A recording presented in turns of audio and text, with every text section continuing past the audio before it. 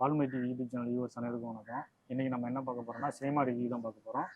சிவகார்த்திகேயன், ரவிமோகன் மற்றும் ஹீரோயின் யாருன்னு தெரியல, நிறைய நடிச்சிருக்காங்க. புதுமுகமா படத்துக்குள்ள போலாம். ஜெயபிரகாஷோட 100வது படம் இது. அவருக்கு நம்ம வாழ்த்துக்கள் சொல்லிக்கலாம் அப்படின்னு தான் போட்டுருந்தாங்க. சூப்பர். ஜெயபிரகாஷோட 100வது படம் இது. சுதா கங்கரா இயக்கிய பராசக்தி படத்தை பற்றி தான் பார்க்க போகிறோம். இதை பத்தி பேசியே இருக்கும். சரிதல படம் வந்து என்ன பர்பஸ்க்காக இந்த படத்தை நீங்க பார்க்கணும்னு ஆசைப்பட்டீங்க? அதாவது இந்த படத்தை வந்து ஜனநாயகம் டிக்கெட் கிடைக்கலன்னு பார்க்க வந்தீங்களா, இந்த படம் பார்க்கணும்னு ஏற்கனவே இன்ட்ரெஸ்ட் இல்லை? இது எல்லாமே இருக்கு. ஃபர்ஸ்ட் ஜனநாயகம் படம் ரிலீஸ் ஆகல, அது ஒரு ஃபீலிங்கா இருக்கு. இன்னொன்னு வந்து பாத்தீங்கன்னா சிவகார்த்திகேயன் ஒரு அவரோட படங்கள்லாம் பாத்தீங்கன்னா சின்ன நல்ல படம், ஒரு நல்ல படமா இருக்கும், ஒரு நம்பிக்கையா போய் பார்க்கலாம் அப்படிங்கிற மாதிரி இருக்கும். சிவகார்த்திகேயனுக்காக வந்திருக்கீங்க? சிவகார்த்திகேயனும் பார்க்கலாம். இல்ல இன்னொரு மேட்டர் உள்ள வச்சிருக்காங்க, ஹிந்தி மேட்டர் வச்சிருக்காங்கல்ல, அது ஹிந்தி எதிர்ப்பாளர் இல்ல. ஹிந்தி எதிர்ப்பாளர் இந்த படமே முழுக்க அவங்க என்ன சொல்லுதுன்னா, ஹிந்தி எதிர்க்கல, நீங்க ஹிந்தி கத்துக்கோங்க, அது தேவையான இடத்துல கத்துக்கோங்க, யாரும் வந்து திணிக்காதீங்க அப்படிங்கிறதா அந்த படம் சொல்ற வருது. அது சரியான கருத்து தானே, அதை நான் ஒத்துக்கிறேன். இல்ல நான் என்ன சொல்ல வரேன்னா, ஓவரால் படம் எப்படி இருக்குன்னா வந்து ஒரு ஆவரேஜ் ஃபிலிம் தான். இது வந்து எக்ஸலண்ட் மூவின்னு சொல்ல முடியாது. ரெண்டாவது படம் முழுக்க பேசிக்கிட்டே இருக்காங்க, கடைசி வரைக்கும் பேசிட்டே இருக்காங்க. இல்ல நான் என்ன சொல்றேன்னா, நீங்க படம் எடுக்க சொல்றீங்க, படம் வந்து ஏதாவது ஒரு இந்த ஒண்ணு வெட்டு குத்து கொலை இல்லைன்னா வந்து அது என்ன கஞ்சா கிஞ்சா எடுத்தோம், நான் என்ன சொல்றீங்க, நீங்க வந்து சமூகத்தை சீர எடுக்கிறீங்க. படத்துல என்ன வெட்டு குத்து துப்பாக்கி சூடலாம் இருக்கீங்க, அது எதுக்கு நோக்கம் ஒண்ணு இருக்கா இல்லையா? நீ எதற்காக கொள்ற, எதற்காக வெட்டுற அப்படிங்கிற நோக்கம் ஒண்ணு இருக்குல்ல. சரிங்க, நான் வந்து இந்த படம் பார்த்து புரிஞ்சுக்கிட்டது என்ன அப்படின்னா, நீங்க தமிழை வளர்க்கணும் அப்படின்னா இந்திய மட்டும் கத்துக்காம இருந்தாலே தமிழ் வளர்ந்துரும். ஆனா இங்கிலீஷ் கத்துக்கலாம், மலையாளம் கத்துக்கலாம், தெலுங்கு கத்துக்கலாம், எது வேணாலும் கத்துக்கலாம். இங்கிலீஷை நீங்க கட்டாய பாடமா படிச்சுக்கலாம் தமிழ் வளரணும்னா. ஆனா ஹிந்தி மட்டும் கத்துக்கிட்டீங்கன்னா தமிழ் வளராது அப்படின்னா இப்பயும் தப்பாதான் புரிஞ்சிருக்கீங்க. அதுல என்ன சொல்ல வராங்க தெளிவா சொல்லியிருப்பாங்க. சிவகார்த்திகேயனே ஹிந்தி கத்துக்கிருப்பாப்புல. சோ வந்து கத்துக்கிற வேண்டியவங்க நீங்க உங்களுக்கு விருப்பப்பட்டவங்க கத்துக்குவாங்க. ஆனா அது வந்து நீங்க வந்து இப்ப ப்ரெஷர் பண்ணி நீங்க இந்த லாங்குவேஜ் கத்துக்கிட்டா எனக்கு விருப்பம் இருக்கா இல்லையான்னு நீங்க யாருங்க டிசைட் பண்றது? இப்ப எனக்கு ஹிந்தி கத்துக்கணும், நீங்க விருப்பம் இருக்கு, நாங்க டிசைட் பண்ணலங்க, நீங்க டிசைட் பண்ணுங்க சொல்றாங்க. இப்ப நான் விருப்பப்படுறேன், நான் எங்க போய் கத்துக்கிறது? எங்க ஹிந்தி நீங்க கட்டின ஸ்கூல்ல போய் கத்துக்கிறது இல்ல? ஹிந்தி எங்க எனக்கு சென்ட்ரல் கவர்மெண்ட் ஃப்ரீயா ஹிந்தி சொல்லி தர போறாங்க. அது எதற்கு? நீங்க யாரு? நான் படிக்கணும்னு ஆசைப்படுறேன், என் வீட்டு பிள்ளைய படிக்கணும்னு ஆசைப்படுறேன். அதை யாரும் எதிர்க்கலைங்க. நீங்க இல்ல இப்பயும் டி நகர்ல ஹிந்தி பிரச்சார சபான்னு இருக்கு, நீங்க போய் அங்க கத்துக்கலாம், அங்க எக்ஸாம் எழுதலாம். அப்புறம் எங்க ஊர்ல இல்லைங்க, நாங்க வந்து டி நகர்ல தான் வந்து கத்துக்கணுமா? எங்க ஊர்ல இல்ல, நாங்க என்ன பண்ண முடியும்? இங்கிலீஷ் மட்டும் எப்படிங்க எங்க ஊர்ல இருக்கு? அதுதான் தமிழை கத்துக்கணும் வளர்க்கணும் அப்படின்னா இங்கிலீஷையும் விட்டுருக்கணும், ஹிந்தியும் இருங்க. இப்ப நீங்க சொன்ன பாயிண்ட்ல நீங்க என்ன சொன்னீங்க, இங்கிலீஷ் எல்லா இடத்துலயும் இருக்கு, ஆனா ஹிந்தி எல்லா இடத்துலயும் இன்னும் ஸ்ப்ரெட் ஆகல அப்படின்னு இருக்கீங்களா? அதான் நான் சொல்றேன். சோ இங்கிலீஷ் வந்து எல்லா இடத்துலயும் ஸ்ப்ரெட் ஆயிடுச்சு ஆல்ரெடி. அதனாலதான் இங்கிலீஷை வந்து நாங்க வந்து இப்போ அலுவலக மொழியா வச்சுக்கோங்க, ஹிந்தியை கொண்டு வராதேன்னு சொல்றாங்க. இப்ப ஹிந்தியும் நாளை பின்ன வந்து அந்த மாதிரி எல்லாரும் கத்துக்கிட்டாங்க, பழகிறாங்க, பேசுறாங்க அப்படின்னா மேபி அதையும் ஒத்துக்கிறதுக்கு வாய்ப்பு இருக்கு. அதான் என்னன்னா, இந்த படம் வந்து சொல்ல வருது என்னன்னா, நீ வந்து ஹிந்தி கத்துக்கணும்னா காசு கட்டி தான் கத்துக்கணும். சென்ட்ரல் கவர்மெண்ட் ஃப்ரீயா கத்து கொடுத்தாலும் நாங்க கத்து கொடுக்க விட மாட்டோம். நீ யாரு உன் பிள்ளை ஏன் நீ ஃப்ரீயா கத்து கொடுக்குற? உனக்கு ஹிந்தி படிக்கணும்னா நீ போய் சிபிஎஸ்இ ஸ்கூல் இருக்கு, எங்க கட்சிக்கார நிறைய ஸ்கூல் கட்டி விட்டுருக்கீங்க, அந்த ஸ்கூல்ல போய் படி, காசு கட்டி படி. அப்படி எல்லாம் சொல்லவே இல்லை, எங்க சொன்னாங்க? ஏங்க நேரடியா வாங்க சொல்லுவாங்க, இது மறைமுகமா சொல்லப்பட்டதா நான் புரிஞ்சுட்டு இதுதான். நீங்க புரிஞ்சுக்கிட்டே தவிர அவங்க சொல்லல. அது எப்படி சொல்லுவாங்க ஓப்பனா? படத்துக்கு வாங்க, படம் எப்படி இருக்கு, சாங்ஸ் எப்படி இருக்கு, நடிப்பு எப்படி இருக்கு. அவரேஜ் படம். அது தெலுங்கு பாட்டு ஒண்ணு இருக்குது இந்த படம், தமிழ் வாழ்கன்னு தெலுங்கு பாட்டு எல்லாம் வச்சிருக்காங்க. நம்ம பாரதியார் சுந்தர தெலுங்கு சொல்லி படிச்சிருக்காரு, அதனால தெலுங்கு பாட்டுக்கு தப்பு இல்லைங்க. சொல்லுங்க. இன்னொரு டவுட்டுங்க, இந்த படம் பார்த்துட்டு இந்த படத்தை ஹிந்தியில டப்பிங் பண்ணா என்ன பண்ணுவாங்க? ஹிந்தி ஒளிகன்னு ஹிந்திலேயே சொல்லுவாங்கடா, அப்படி சொல்ல மாட்டாங்க. ஹிந்தில சொல்லும் போது எப்படி சொல்லுவாங்கன்னா, இந்த மாதிரி ஹிந்தினால தமிழர்கள் வந்து இந்த மாதிரி பாதிக்கப்பட்டிருக்காங்க அப்படிங்கறத வந்து எடுத்து சொல்லுவாங்க ஹிந்தி மக்களுக்கு. இன்னொன்னு கேள்விப்பட்டேன், உண்மையா பொய்யான்னு தெரியல, தெலுங்குல இந்த படம் டப்பிங் பண்ணா தெலுங்கு வாழ்கன்னு சொல்றாங்களாம். அப்படி எப்படி லாஜிக்கா இருக்கும்? படத்தை டப்பிங் பண்ணாலும் எப்படி பிசினஸ் பண்றது? இப்ப தெலுங்குல போறோம், அடுத்து மலையாளத்துல போறோம். இந்த படத்தோட மையக்கரு என்ன? தமிழ்நாட்டுல தமிழ் வாழணும் அப்படின்றத மையக்கரு. நீங்க தப்பா புரிஞ்சுக்கிறீங்க. தமிழ் வாழ்க்கை மட்டும் மைய கருத்து இல்லைங்க, இந்திய வந்து திணிக்க கூடாதுங்கிறதா மைய கருத்து, மெயின் கருத்து. சோ அதான் அவங்க பண்ணா சவுத் இந்தியன் ஃபுல்லா வந்து இந்த மாதிரி திணிக்கிறாங்க அப்படின்னு சரி, சொல்றாங்க. அப்ப ஆந்திரால வந்து எப்படி இந்திய வந்து இப்போ படிக்கிறாங்க அவங்க ஏத்துக்கிட்டாங்க, அவங்க படிக்கிறாங்க. அந்த படத்தை நீங்க டப்பிங் பண்ணும்போது எப்படி பண்ணீங்க? ஆந்திராவில ஒழிச்சாங்கன்னு படிப்பீங்களா? ஒழிச்சு சக்சஸ் பண்ணிட்டாங்கன்னு படிப்பீங்களா? எனக்கு புரியல படம் பாத்தீங்களா? இது இந்த படத்தோட மெயின் விஷயம் என்னன்னா, இது மாதிரி முன்னாடி வந்து மொழி போர் பண்ணிருக்காங்க, இத்தனை பேர் வந்து உயிர் தியாகம் பண்ணிருக்காங்க அப்படிங்கறத வந்து இப்ப இருக்கிற மக்களுக்கு, இப்ப இருக்க யங்ஸ்டர்ஸ்க்கு வந்து தெரியப்படுத்தணுங்கிறதுக்காக நோக்கிறதுக்காக தான் இந்த படம் எடுத்திருக்காங்க. சரி, இந்த மொழி போறனால ஜெயிச்சிட்டாங்க. வன்முறையை என்ன மாற்றம் ஏற்பட்டுச்சு? எனக்கு புரியல.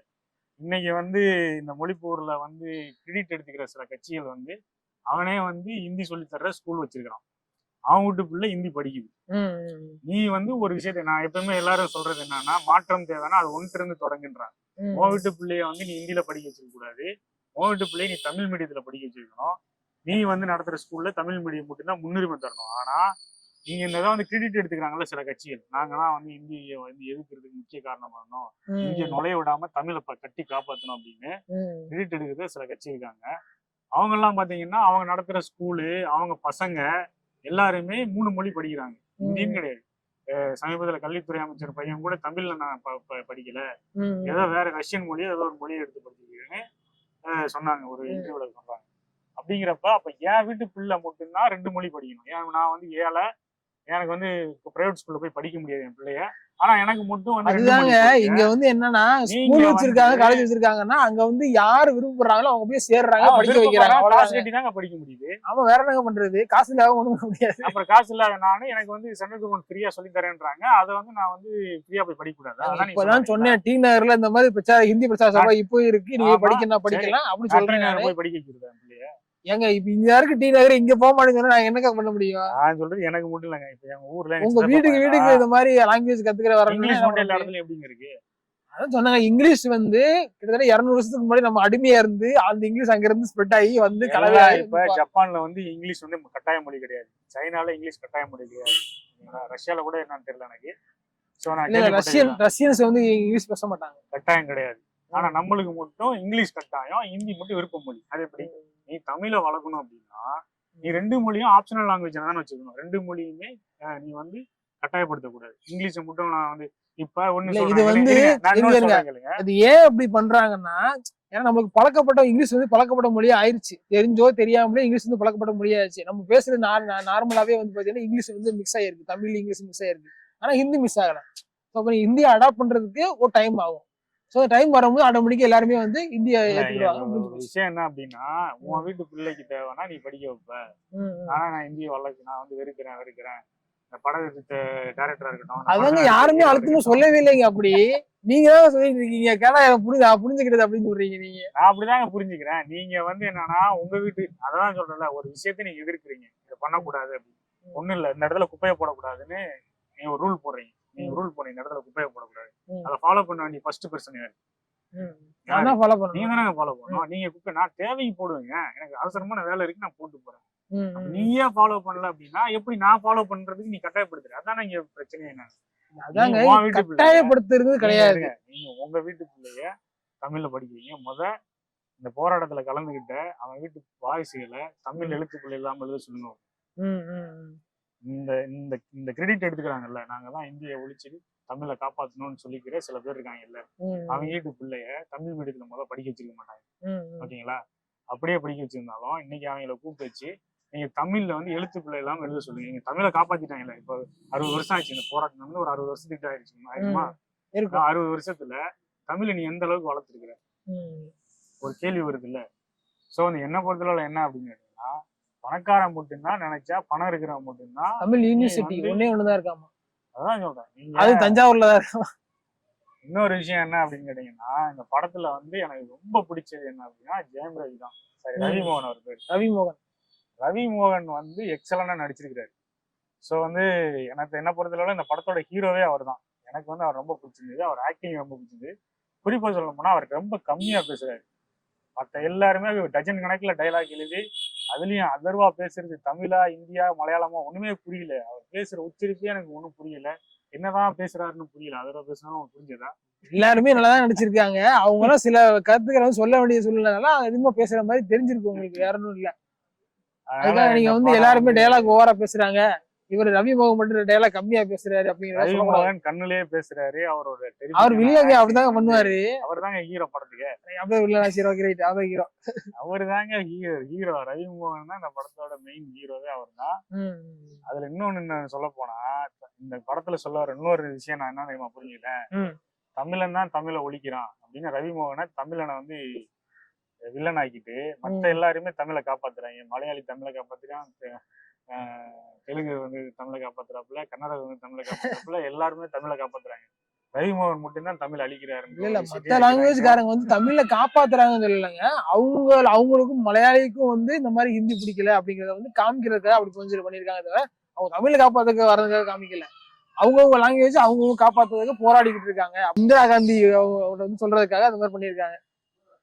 ஆனா ஆக முதல்ல என்னன்னா வந்து ஆப்போசிட்டா பேசக்கூடாது. சரி சொல்லுங்க, உங்க கருத்தை சொல்லுங்க. ஆப்போசிட்டா பேசுங்க. அதான் நீங்க சொல்லுங்க. படம் வந்து பாத்தீங்கன்னா ஒரு நல்ல படம், எல்லாரும் பார்க்க வேண்டிய படம். முக்கியமா நம்ம வரலாறு என்ன தெரிஞ்சுக்கிற ஒரு நல்ல படம். ஆனா எல்லாரும் பாத்துருங்க. டஜன் கணக்குல பேசிக்கிட்டே இருக்காங்க. எங்க அப்புறம் வரலாறு படம் எடுத்தோன்னா பேசுனதாங்க தெரியும், பேசணும் எப்படிங்க தெரியல. வந்து என்ன அப்படின்னா ஒரே ஒரு பிளஸ் பாயிண்ட் அப்படின்னா ரவி மோகன் தான். மற்ற எந்த பிளஸ் பாயிண்டே கிடையாது. சிவகார்த்திகேயன் பிளஸ் பாயிண்ட் இல்லையா? பிளஸ் பாயிண்ட் என்ன அப்படின்னா சினிமோட்டோகிராஃபி ரவிகே சந்திரன் எக்ஸலண்டா பண்ணிக்கிறாரு. ஒரு மூடு கிரியேட் பண்றாரு. ஒரு பீரியடிக் ஒரு வரலாற்று படம் அப்படிங்கிறத நம்ம கண்ணு முன்னாடி வந்து நிப்பாட்டுறாரு. அதே மாதிரி சில லாஜிக் மிஸ்டேக் இருக்கு. பெரியாரு இப்ப திருமங்கலம்னு ஒரு பஸ்ல போர்டு போட்டுருக்காங்க. அது நடக்கிறதே 1960 சம்திங்ல தான். அப்பெல்லாம் வந்து பெரியார் வந்து ஒரு இயக்கத்துக்கு தலைவர் தான். அவங்களுடைய அவரை வந்து பெரிய தலைவரா கொண்டாடி ஒரு ஏரியாவுக்கு பேர் வைக்கிற அளவுக்கு அப்போ வந்து இல்லைன்னு தான் நான் நினைக்கிறேன். ஸோ அதுல ஒரு பஸ்ல ஒரு போர்டு வந்து பாத்தீங்கன்னா பெரியார் திருமங்கலம் போட்டு அப்பயே மதுரையில வந்து பெரியார் நிலையம் பேர் வச்சிட்டாங்களான்னு எனக்கு புரியல. அது மாதிரி நிறைய சின்ன சின்ன சில்லி மிஸ்டேக்ஸ் எல்லாம் நிறைய இருக்குது. இல்ல இந்த மாதிரி பீரியடிக் படம் எடுக்கும்போது கொஞ்சம் கஷ்டம் தானே. எல்லாத்தையும் எப்படி கரெக்டா எடுத்து எடுக்க முடியும்? எல்லாத்தையும் கரெக்டா தான் எடுக்கணும். அது கோடி கணக்குல படம் போட்டு டவுட் பிரச்சனை வரதாங்க செய்யும். 4 பேர்கிட்ட வந்து கன்சல்ட் பண்ணணும். நீங்க ஒரு வரலாற்று படத்தை பத்தி எடுக்கிறீங்கன்னா கூட்டம் போக்கு அதாங்க 4 பேர் வசூல் பண்ணும்போது 4 பேரும் 4 விதமா சொல்லியிருப்பாங்க. அதுல மெஜாரிட்டி யார சொன்னாலும் அதை எடுக்க முடியும். அப்படிதான் எடுத்திருக்காங்க. சொல்றதா வச்சாங்க. அன்னைக்கு ரெக்கார்ட்ஸ் எடுத்து பாக்கணுங்க. மதுரைக்கு அந்த ஏரியாவுக்கு என்ன பேர் இருந்துச்சு. நீங்க அடுத்தவங்க சொல்றதெல்லாம் திமுக காரண்ட போய் கேட்டீங்கன்னா அவன் கலைஞர் பேர் தான் ஏன் இப்ப திமுக இருக்கிறீங்க? அதிமுக காரண்ட போட எம்ஜிஆர் பேர் சொல்லுவான். இதெல்லாம் நீங்க நார்மல் மக்கள்கிட்ட கேட்டிருப்பாங்க, இல்ல ரெக்கார்ட் எடுத்து பாத்துருப்பாங்க. பார்க்காம எல்லாம் போட்டிருக்க மாட்டாங்க. ஸோ படம் வந்து பாத்தீங்கன்னா இது ரொம்ப திமுகவோட பிரச்சார படம் மாதிரி தான் எனக்கு தெரியுது. போய் ஒரு டைம் பார்க்கலாம், ஒரு டைம் மட்டும் பார்க்கலாம். இல்ல உங்களுக்கு விருப்பப்பட்டா இல்ல பேசிக்கா வந்து நார்மலா எல்லா படமும் நீங்க எப்படி பாக்குறீங்க அது மாதிரி இந்த படத்தையும் பாருங்க. இந்த படத்துல வந்து உங்களுக்கு வந்து நெகட்டிவா சில விஷயம் பண்ணாம உங்களுக்கு பாசிட்டிவா நல்ல நல்ல விஷயங்களா கத்து கொடுத்துருக்காங்க. எப்படி அவங்க போராடினாங்க, மொழி போர் எப்படி போராடினாங்க, தமிழுக்காக என்னென்ன பண்ணியிருக்காங்க அப்படிங்கிறது வந்து சொல்லியிருக்காங்க. அது நல்ல விஷயம் தானே. இது வரலாறு ஹிஸ்டரி. இந்த படத்துல வந்து ஒரு கோஷம் அடிக்கடி வரும், தமிழ் வாழ்கன்னு. ஸோ வந்து அதோட சேர்த்து சிபிஎஸ் ஸ்கூல் வாழ்கன்றதையும் சேர்த்து இருந்திருக்கலாம் நல்லா படத்துல. ஏன்னா தமிழ் தேர்ல கத்துனாரு சிபிஎஸ் ஸ்கூல். ஏன்னா தமிழ் வளர்த்து விட்டது ஃபுல்லா சிபிஎஸ் ஸ்கூல் தான் வளர்த்து விட்டுருக்காங்க. தமிழை காப்பாத்துற மாதிரி எனக்கு தெரியல. எல்லா இடத்துலயும் வந்து சிபிஎஸ் ஸ்கூல் தான் நிறைய மெஜாரிட்டி இருக்கு. சிபிஎஸ்சி ஸ்கூல்ல தேர்ட் லாங்குவேஜ் ஹிந்தி தெரிஞ்சுக்காங்க. அதுதான் சொல்ல வரேன். அதுக்கு தாங்க சிபிஎஸ்சி ஸ்கூலு. இன்னொரு ஒரு விஷயம் நான் கேள்விப்பட்டேன். 5 லட்சமோ 15 லட்சமோ வருஷத்துக்கு தமிழ்நாட்டுல மட்டும் ஹிந்தி எக்ஸாம் எழுதுறாங்க. அப்ப அத்தனை பேர் இங்க விருப்பப்பட்டு படிக்கிறாங்க. ஆனா நம்ம வந்து விருப்பப்பட்டாலும் நம்ம கவர்மெண்ட் ஸ்கூல்ல படிக்க முடியாது. பிரைவேட் ஸ்கூல்ல தான் போய் காசு கட்டி தான் படிக்கணும். இல்ல இது ஒரு விஷயம் பண்ணலாம். ஏன்னா வந்து கவர்மெண்ட் ஸ்கூல்லயே வந்து தேர்ட் லாங்குவேஜ் எடுக்கிறதுக்கு ப்ரிஃபர் பண்ணிட்டாங்க. சென்ட்ரல் கவர்மெண்ட் என்ன பண்ணிட்டாங்கன்னா இப்போ வந்து தேர்ட் லாங்குவேஜ் இதே லாங்குவேஜ் எடுக்கலாம்னு சொல்லி சொல்லிட்டாங்க. பட் அதையும் வந்து கொண்டு வந்தா நல்லா இருக்கும். அவ்வளவுதான். அதெல்லாம் கொண்டு வந்தா நீங்க எப்படிங்க பிரைவேட் ஸ்கூல்ல நாங்க கட்டின ஸ்கூல்ல போய் சேருவீங்க? நாங்க கட்டின ஸ்கூல்ல கல்லா கட்டுறதுக்கு நாங்க அப்படி பாத்தீங்கன்னா இப்ப கவர்மெண்டே வந்து இங்கிலீஷ் நர்சரி ஸ்கூல்ல வச்சிருக்காங்க. திரும்பி அவங்களுக்கு வச்சிருக்காங்க. ப்ராப்பரா நடக்குதாங்க. பிரைவேட் ஸ்கூல் மாதிரி நடக்குதாங்க. கவர்மெண்ட்ல எப்படி ப்ராப்பரா நடக்கும்? அதுதான் என் சிக்கல் என்ன அப்படின்னு கேட்டீங்கன்னா, நாங்க கட்டின ஸ்கூல்ல நீங்க ஹிந்தி படிக்கணும்னு ஆசைப்பட்டீங்கன்னா தப்பு கிடையாது. நாங்க கட்டின ஸ்கூல்ல தான் நீங்க வந்து படிக்கணும்.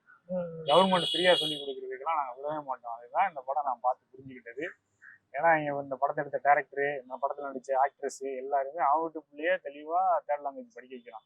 நம்ம வீட்டு பிள்ளைய படிக்க கூடாதுன்னு சொல்றதுதான் இங்க படமே எடுக்கிறாங்க. இன்னொன்னு சினிமாவில் ஒரு விஷயம் இருக்கு. இந்த விவசாயி, இந்த தமிழ் வாழ்க, அப்புறம் இந்த கார்பரேட் கம்பெனி வந்து தொழிலாளிகளை ஒடுக்குறது, அதே மாதிரி சிலம்பு ஏரியா மக்கள், இவங்களெல்லாம் வந்து ஒரு டெம்ப்ளேட்டா வச்சு இவங்க சம்பாதிக்கிறாங்க. ஆனா அதுக்குன்னு இவங்க எதுவுமே பண்ணது கிடையாது. அதான் இங்க தமிழ் சினிமா இல்ல நான் என்ன கேக்குறேன்னா நான் என்ன கேக்குறேன்னா ஒரு படம் எடுத்தோம்னா ஒண்ணு வன்முறை தூண்டுற மாதிரி எடுக்கிறீங்கன்னு சொல்றது, இல்லைன்னா கஞ்சா வச்சு எடுக்கிறீங்க, இந்த மாதிரி கொக்கைன் வச்சு எடுக்கிறீங்கன்னு சொல்றது, இல்லைன்னா வந்து ஏதாவது நல்ல விஷயம் சொன்னோம்னா நல்ல விஷயம் சொன்னா இது வந்து தப்பா இருக்கு, வரலாறு தப்பா இருக்கு, வரலாறு வேற மாதிரி இருக்கு, இல்ல நீங்க கேட்டு எடுக்கணும். வரலாறு சரியா எடுக்கணுங்க. தப்பு உங்க இஷ்டத்துக்கு யாருமே 100% வரலாறு இருங்க 100% வரலாறு யாரும் சரியா எடுக்க முடியாது. அதுவும் உங்களுக்கு யாரும் எடுக்க முடியாது. எப்படி எடுப்பீங்க நீங்க? 100% எடுக்க முடியாது. கரெக்ட். உங்களை எடுத்த அளவுக்கு ஓகேன்னு போக வேண்டியதான், முடிஞ்சு. கரெக்டுங்க. அதை நீங்க திரிக்க கூடாது வரலாறு. நீங்க வந்து என்ன அப்படின்னா ஃபுல் கிரெடிட் நாங்க தான் பண்ணோம். இங்க பாருங்க, இப்போ இந்த வரலாறு திரிக்கப்படும் சொல்றீங்களே, இப்ப கணக்கு பண்ணி பார்த்தா படத்துல பார்க்கும்போது இது வந்து ஸ்டூடெண்ட்ஸ் எல்லாம் இந்த மாதிரி வந்து ஒரு மிகப்பெரிய போராட்டம் பண்ணி அவங்க ஜெயிச்சாங்கிறத காமிச்சிருக்காங்க. தவிர ஒரு கட்சியோ இல்ல தனியா வந்து ஒரு இயக்கமோ இந்த மாதிரி பண்ணிருக்காங்க காமிக்கவே இல்ல. ஆட்சிக்கு வர கட்சி அது அந்த இல்ல இருங்க அதுக்கு முன்னாடி காங்கிரஸ் ஆட்சியில இருந்திருக்கு, அதுக்கப்புறம் டிஎம்கே ஆட்சி வந்திருக்கு, அப்படிதான் காமிச்சிருக்காங்க. அப்ப பீரியாடிக் வரமா நீ கரெக்டா இருக்கணும்னு சொல்றீங்க, ரெக்கார்டு கரெக்டா இருக்குன்னு சொல்றீங்க, ரெக்கார்டு கரெக்டா இருக்கா எடுத்து வச்சிருக்காங்க உங்களுக்கு, அவ்வளவுதாங்க. பெரியார்ன்ற பேரெல்லாம் ரெக்கார்டு இருக்கான்னு புரியல. அதை நம்ம செக் பண்ணி பாத்துடலாம் இருங்க. இன்னொன்னு முக்கியமா என்னன்னா, இந்த மாதிரி படத்தை வரலாறு சம்பந்தப்பட்ட படத்தை வந்து கரெக்டா வந்து எடுத்திருக்காங்க. நம்ம எங்கேயா பிசுறு தட்டி இருக்கு, இதெல்லாம் நல்லா இல்ல, ஒரு மாதிரி இதெல்லாம் நம்புற மாதிரியா இருக்கு அப்படிங்கிற மாதிரி நம்ம கேட்போம்ல, அந்த மாதிரி எதுவுமே இல்ல, ரியாலிஸ்டிக்கா அந்த படம் எடுத்து வச்சிருக்காங்க. நல்லா பார்க்க வேண்டிய நல்ல அருமையான படம். எனக்கு வந்து இது ஒரு ஆவரேஜ் ஃபிலிம் தான். ஆனா என்ன பாட்டு வந்து எந்த பாட்டும் ஏதாவது பாட்டு உங்களுக்கு பிடிச்சிச்சா? ஏதோ பெருசா எந்த பாட்டும் பிடிக்கல, பட் ஒரே ஒரு லவ் சாங் பாட்டுனா பிடிச்சிருக்கும். நீங்க தெலுங்கு பாட்டெல்லாம் போட்டீங்க, ஒரே ஒரு லவ் சாங் மட்டும் நல்லா இருந்துச்சுன்னு நினைக்கிறேன். அவங்க சிவகார்த்திகேயனுக்கும் ஹீரோயின் இருக்கிற ஒரு லவ் சாங் மட்டும் நல்லா இருந்துச்சு. மற்றபடி பெரிய பெருசா இல்ல. அண்ணன் தம்பி பாண்டிங் நல்லா இருந்துச்சு. ஸோ சண்டை போடுறது, அது அங்க ஒரு ஃபீலிங் சாங் வச்சிருப்பாங்க, அண்ணன் தம்பிக்காக சாங் வச்சிருப்பாங்க, அது நல்லா இருந்துச்சு. மற்றபடி வந்து பெருசா பாட்டு பெருசா இம்பாக்ட் ஆகல. பரவாயில்ல. ஜி பிரகாஷோட 100வது சாங் 100வது படமா? எனக்கு இந்த படம் வந்து ஒரு ஆவரேஜ் ஃபிலிம் தான். சூப்பர் டூப்பர் ஹிட்டுங்க. பேக்ரவுண்ட் ஸ்கோர் நல்லா தாங்க இருந்துச்சு. ஆமா, பின்னணி இசை ஓகே தான். இதுல ரவி மோகனும் ரவி கே சந்திரன் ரெண்டு ரவியும் சேர்ந்து தான் அந்த படத்தை ஓரளவுக்கு சமாளிச்சு கொண்டு வந்துருக்காங்க. மற்றபடி இந்த படத்துல உருப்படியா சொல்றதுன்னு ஒண்ணும் கிடையாது. ஸோ வந்து நம்ம தலைவருக்கு டேஸ்ட் இருக்கவங்க போய் பார்க்கணும்னா பாருங்க. இல்ல ஏன் டேஸ்ட் இல்லைங்க, பொதுவாவே இப்ப நார்மலா படம் பாக்குறவங்க என்ன பண்ணுவாங்க, படத்துக்கு போவாங்க, படம் பார்ப்பாங்க, அது என்ன எப்படி இருக்கு என்ன இருக்குன்னு அவங்க அனலைஸ் பண்ணுவாங்க. அப்படிதான் படம் இருக்குமே தவிர ஒவ்வொருத்தவங்க டேஸ்ட்லயும் ஆடியன்ஸோட மைண்ட்ல வந்து நீங்க இன்ஜெக்ட் பண்ணக்கூடாதுங்க, தப்பு. இது வந்து உங்களுக்கு ஒரு டேஸ்ட் இருக்கலாம், எனக்கு ஒரு டேஸ்ட் இருக்கலாம், ஆனா ஆடியன்ஸுக்கும் டேஸ்ட் ஒன்று இருக்குல்ல, அவங்க எப்படி டேஸ்ட் இருக்கு யாருக்குமே தெரியாது, அவங்க எந்த மூட்ல இருப்பாங்க யாருக்குமே தெரியாது. அப்புறம் என்ன, எல்லாரும் பிடிச்ச மாதிரி எடுக்கணும், அதாங்க டேஸ்ட். எல்லாத்துக்கும் பிடிச்ச மாதிரினா என்னங்க கேசரியா கிட்ட முடியும். அதனால வந்து ஸோ எனக்கு ஆவரேஜ் படம், இவருக்கு சூப்பர் டூப்பர் நல்ல படம், நல்ல அருமையான படம். நீங்க மீண்டும் நம்ம இன்னொரு வீடியோ சந்திப்போம். அது வரைக்கும் நம்ம சேனலை சப்ஸ்கிரைப் பண்ணுங்க. நன்றி, வணக்கம். நன்றி.